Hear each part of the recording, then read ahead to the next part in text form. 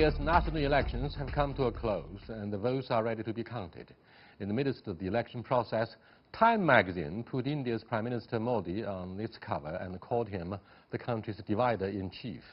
So what are the results of 5 years of Modi's leadership? And what will happen if he's given another 5 years? To find out, I'm happy to be joined in the studio by Atul Aneja, Associate Editor of The Hindu, Rong Ying, Vice President and Senior Research Fellow with the China Institute of International Studies, and Xu Qinduo, Senior Fellow of the Pango Institution. That's our topic. This is Dialogue. I'm Yang Ray.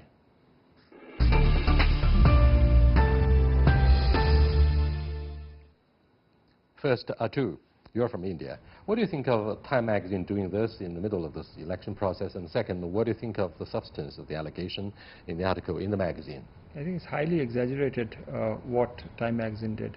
Obviously, it's very clear that Modi is a very independent-minded leader and is not really in what we in India say the Nehruvian mold, which was Fabian socialism, and quite in a way adjusted to the Western narrative of the Anglo-Saxon world.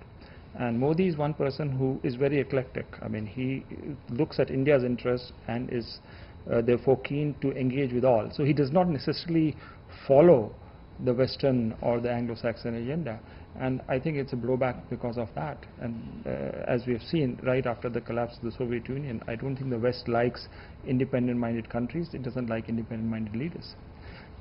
But having said that, there is some substance in the sense that Modi, because of domestic policies, did go ahead to project a strong, not constitutionally but socially, a strong sense of Hinduism, which with India's large Muslim population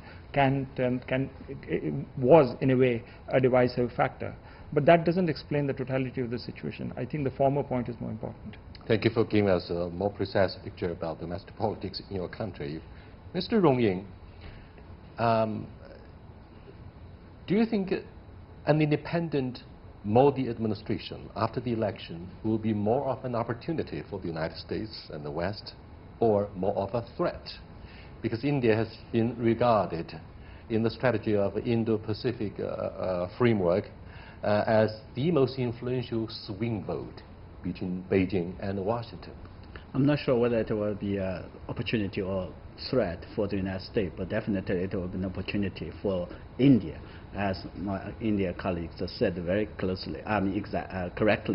I think if you look at the past 5 years, and at the very beginning when Modi when Modi won the election, there were in the Western media some sort of apprehension or skepticism, because given his his track record on relations with dealing with the Muslim population in Gujarat. In Gujarat and others. And then later on, then there was kind of hyper expectation that India would do something, particularly in the sense that play a role like counterweight to China.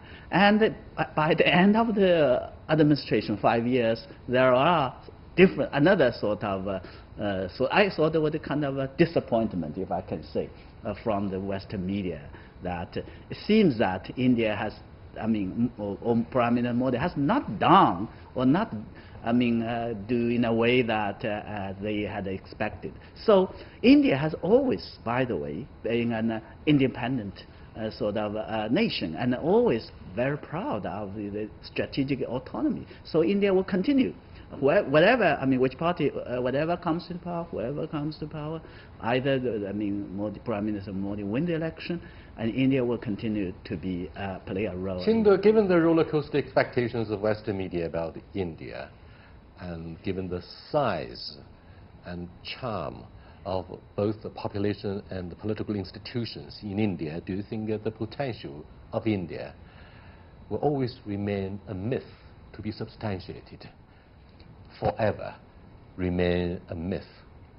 I think given time, the potential for Indian development will be fully exploited. If you look at the infrastructure development in that country, you can sense a booming economy. I have no doubts that in the huge potential for the overall development of the economy, and given the number of the young people in that country, you know there's a bright future. And if you talk to the educated young people, you see how bright and how optimistic they are looking at their own country. And I think India will definitely be another polar in terms of the multi-polar system. By the way, Atu, what's the size of the aging population? I mean, what's the size of the working, what's the size of the population of aging, working age? Sorry for putting this well, in I this can way. put it the other way. 70% are young people below 30.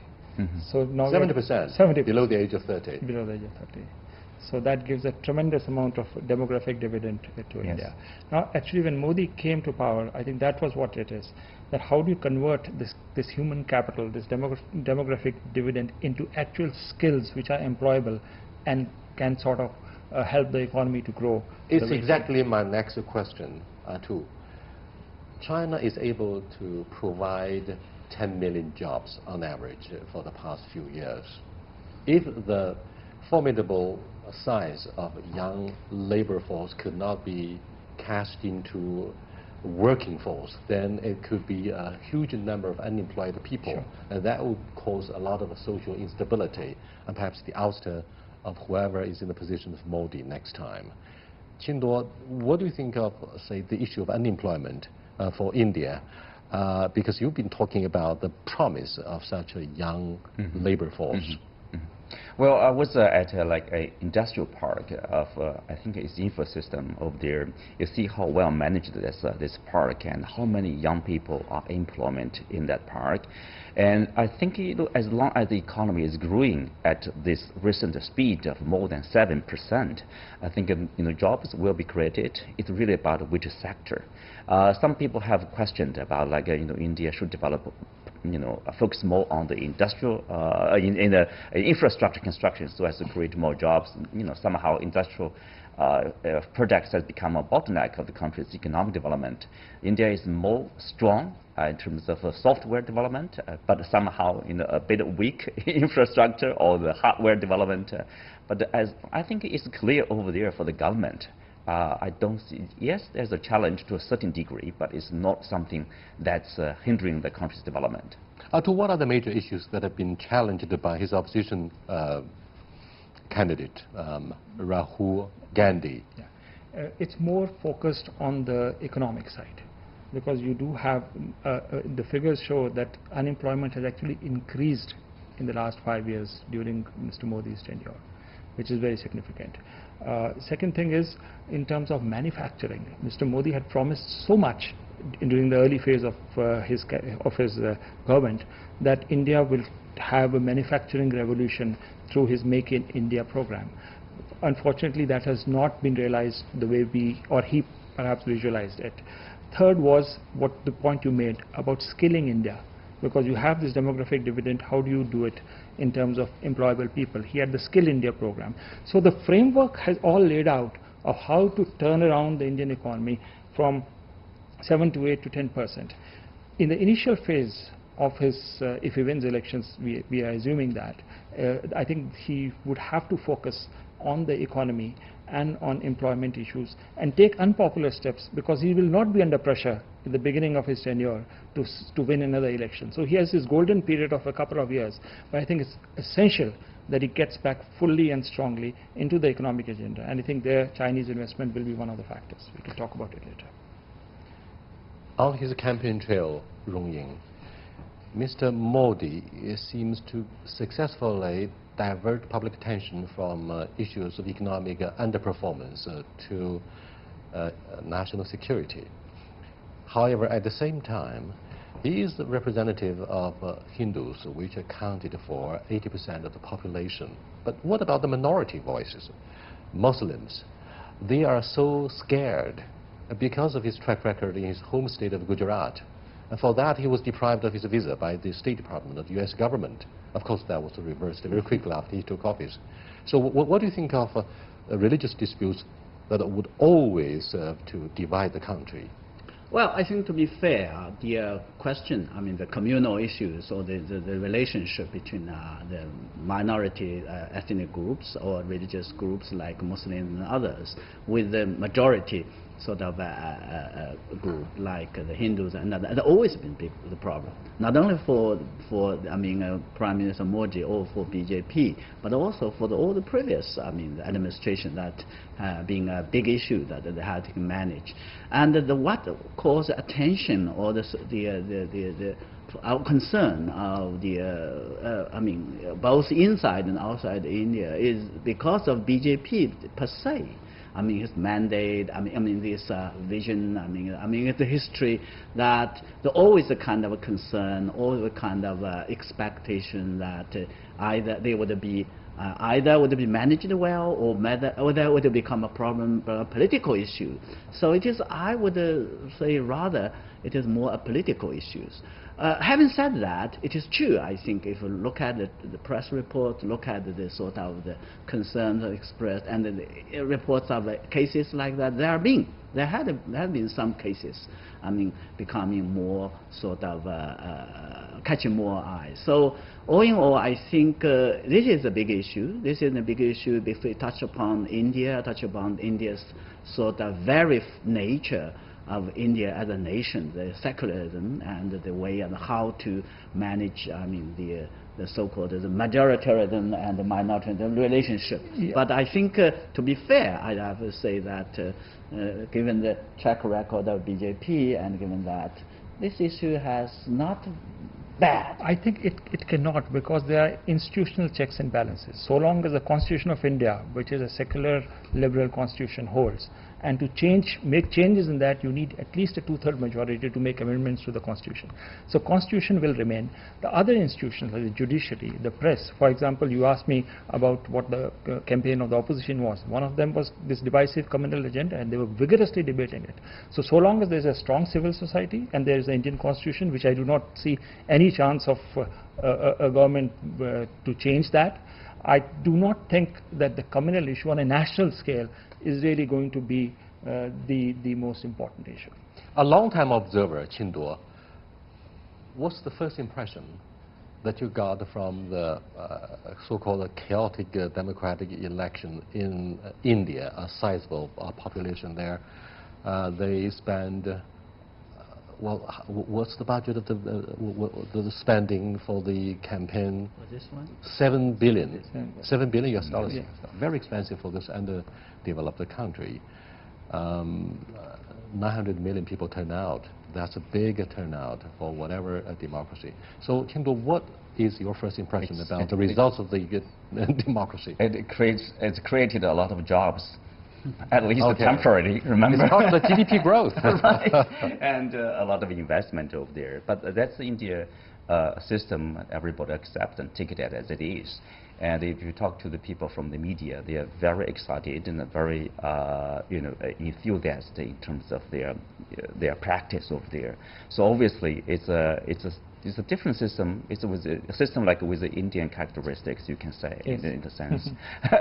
And so this is how India conducts its elections. It's not like say Australia. You say it's quick. It's a much smaller population, 24 million people. But here it's much larger. It takes much longer time. It seems Atu is not very happy about the Western media coverage about your politics, but Bloomberg editorial puts forward the worry that Modi will shift attention further from the economy and more towards nationalism. Is that true? I doubt it. You doubt it? I doubt it. First thing,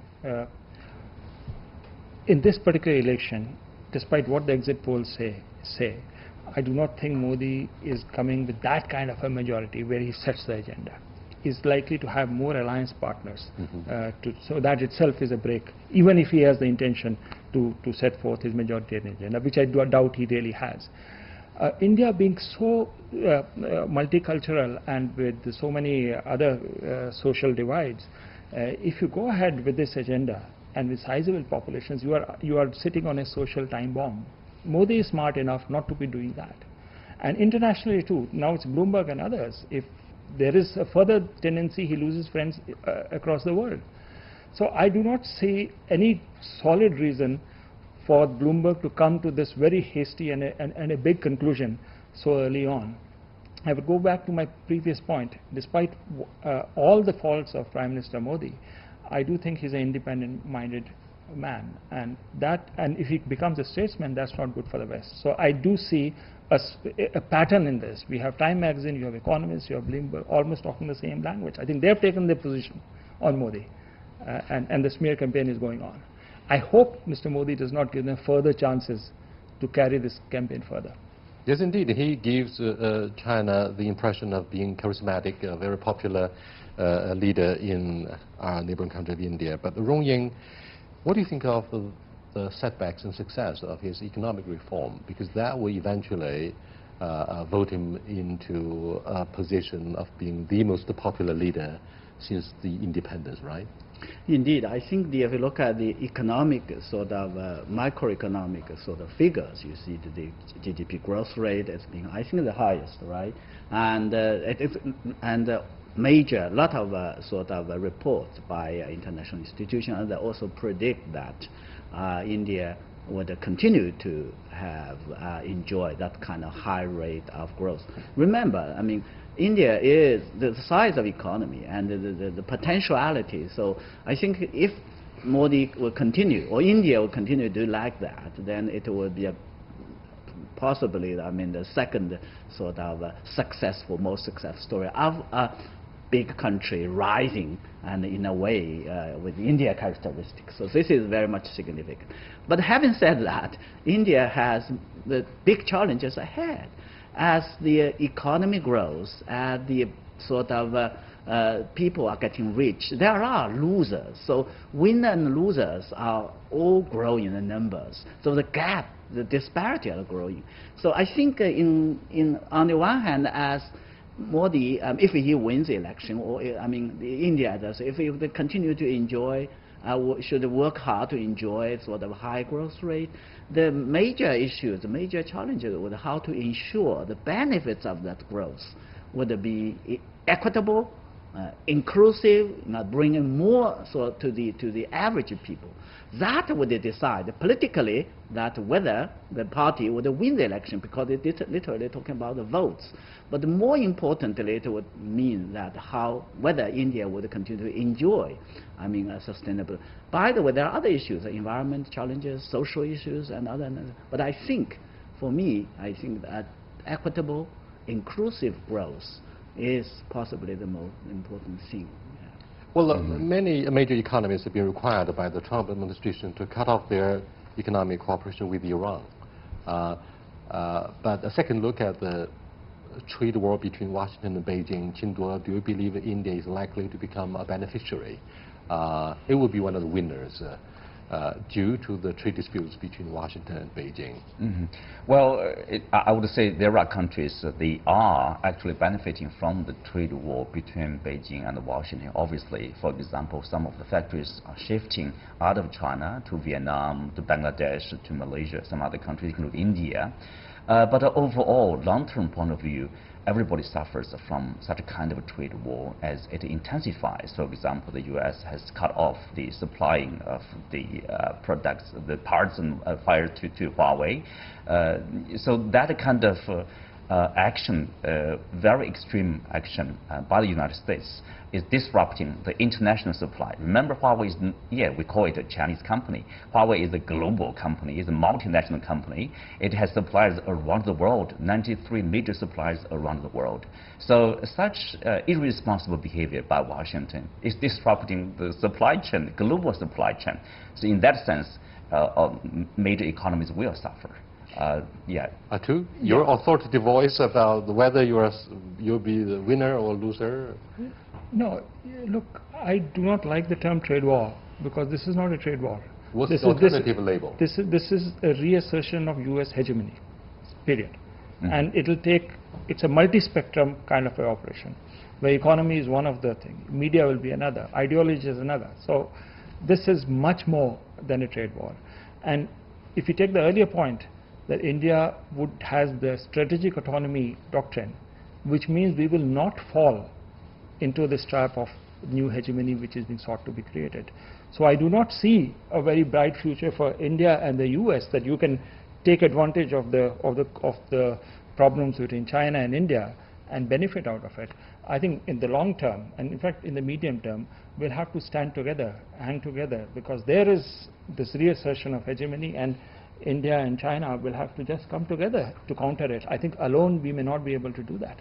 Well, as long as the India economy continue to grow in a sustainable manner, it will be like, I don't know, like 10 years later, so India will be the country, probably Washington will say, the top threat to the US national security. Look, I think even India, Korea, and frankly even Japan in the long run. We have to watch out here, the Abe-Xi Jinping equation, what's going to happen at the G20 meeting. The world in such a flux right now. Yes. So I do not see the US right now winning many hearts and minds and many friends, especially in our region. But definitely, Secretary Pompeo deserves credit for being the most diligent foreign minister. Look at his globe-trotting agenda. Everywhere he would say China is a threat. He's exhausted all means in bad-mouthing China. But latest development concerning bilateral relationship between Islamabad and New Delhi are two. How effectively are the recently flaring tensions with Pakistan being managed, and where are relations heading right now?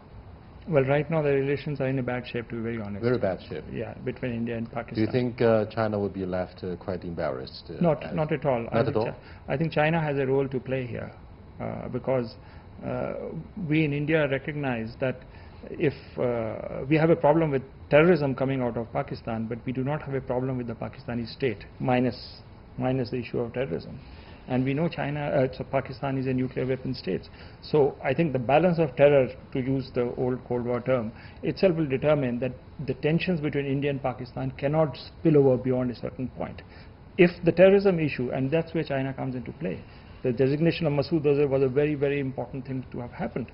And if we can get that down, I do see a new round of engagement between India and Pakistan, and China having a joint interest in the peace between these two countries. I think the SCO becomes a very important forum here, where both India and Pakistan are members. I do think that there are people who are thinking about activating track 2 diplomacy between India and Pakistan. But it's still, we have the nuts and bolts right now for a better relationship. But I think the dismantling of terror infrastructure in Pakistan will be vital. Once that happens, India will have all the incentive to go ahead and engage with Pakistan. If you recall, even at the Qingdao SCO summit, there was talk about India gaining transit through Pakistan into Afghanistan and then the Belt and Road countries. So, we have positive agendas as well with Pakistan. Plus, we share a very strong cultural history together. So, it can turn around, but we have to do these particular pieces have to be moved first. Pakistan's definitely benefits enormously from China's Belt and Road Initiative. If you look at the potential and prospects of CPEC, China-Pakistan Economic Corridor. However, what do you think of the general policy option by the Chinese authorities on the bilateral relationship between New Delhi and Islamabad, given the tensions, the track record as such? Well, I think China has been policy towards the relationship between India and Pakistan has been consistent, that we would like them to work together, work out their differences, and live with each other as close neighbors. After all, there is no way, to accept living in a way that as close neighbors. You mean we are too far away from God, but too close to India? But having said that, again, we have to be careful, and we are fully aware that there are differences, there are disputes, has to be worked out, has to be managed. I think talking about the changes, talking about the prospects and potentialities of the two countries, by the way, I think one way that we can manage and promote by a stable relationship is through development. As we have discussed, that India has focusing very much now on development, sustainable development, inclusive development. And you look at Pakistan, it is also arguably, of course, undergoing a kind of a transition from a security or national security oriented sort of mindset towards development oriented. And that would, I believe, I would argue that will open up new opportunities for India and Pakistan to work out the differences. And that, in this particular area, China can help. And China has already helped. CPAC, BRI is an sort of initiative meant to address the development issues, and in the hope that it would prepare the ground to address some of the security. That is what the Chinese has been saying, the new security concept, the sustainable security. And of course it takes a long time, it will take a process, and it will take, of course, more talks. Qinduo, what do you think of CPAC and its role in forging a new triangle relationship between India, China, and Pakistan? Because the CPAC has caused much of the consternation in New Delhi, and therefore they refused to send a delegation, a senior one, to attend the first BRI summit in Beijing. What do you think of the progress, if any, in fixing this problem? I think it's understandable for, from the Chinese point of view, like why India refused to send a high-level delegation to attend like BRI, to join BRI, officially, because it has, they are concerned, legitimate concern, I would say. But CPAC was not designed to do anything negative against the India interests. It's mostly for China, Pakistan, mutual interests. Of course, for Pakistan, it's a precious opportunity. I would say once in 100 years, they need to jump on the opportunity to develop themselves, to develop the country. And for China, of course, stability, peace, and also pipeline to the Indian Ocean. That would be good for the, say, energy security, etc. But it's not targeted at India. I think India side understand that. I totally agree with Rong Ying here. Look at the three countries. Their priority, number one priority, is all development. In that sense, we have a commonality. That is, as long as we focus on development, we focus on cooperation with each other, I think ultimately we can achieve the peace and stability that will again boost our further development there. Yes, indeed, it's a goal shared by the three players for common and co-prosperity. Let's take a closer look at diplomacy of Prime Minister Modi in the second term if he were to win. Votes are still counted at this moment. Do you think India would have to take side between Washington and Beijing? No, it will not have to take sides, but it will have specific red lines to follow. For example, if it's to build a relationship with the US, which it will continue because there's a certain momentum which has been built. Now, let's take a practical example, South China Sea. Now, if the US wants Indian naval ships to be a part of freedom patrols along the South China Sea, sorry, India will not come. You will not send. But so there are clear lines, because if India does so, then that aggravates the relationship with China. So you will do the balancing act. You can go to the Indo-Pacific to a certain extent, but not to the extent of jeopardizing. We are in a multi-vector, multipolar world. So India will do its balancing act with all the major players. But I think that's what gives hope. The economic side of it, the China-India economic track is ready to be primed up and expanded in a big way in the light of the bigger picture we just spoke of, the trade war, etc., where now the potentiality is massive, especially Mr. Modi in his initial phase. If he wants this Make in India to fly, no other country can invest except China to the level that is required to generate that mass employment which we were talking about. Yeah. So there are great opportunities for India and China right now, especially in the early phase of Mr. Modi's second term, assuming once again that he wins this election. Well, very articulate about this issue. Perhaps South China Sea is too far away from India, but the Hormuz Strait is so close to the maritime states of India, where hostilities break out between the Persian state of Iran and the United States. That would be a big problem for all of the maritime powers, and India is no exception. I will see you next time. Goodbye.